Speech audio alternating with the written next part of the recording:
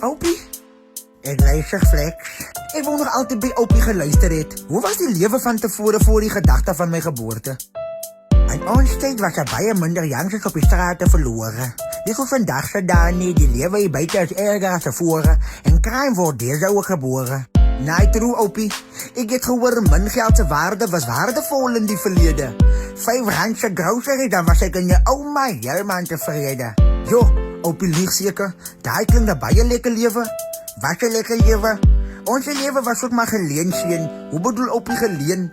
Dat het gevoel ons was gekurs en die andere geseën. Opie, ek verstaan nie.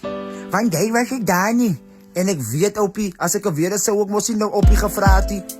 Waar is ek? So jy kan ook sien dat ek nog bezig is.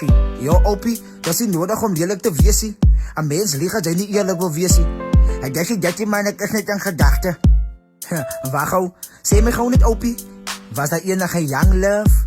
Man, jy vraag my mos nou nonsens. Dan het jy nog geen nerve. Opie, ek is net nieuwsgierig om te weet hoe was Opie se lewe back in die verlede.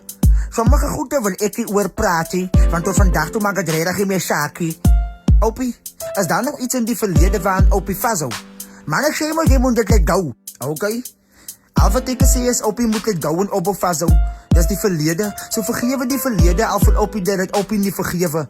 Man, kom net ek jou mond vast weer, dan praat jy minder van verlede. Ek sal sê, Opie moet my net vrede maak met Opie se verlede. Ek gaan die naald vat en drukke kom tot binne in jou lewe. En ek moet dat nog glo, Opie.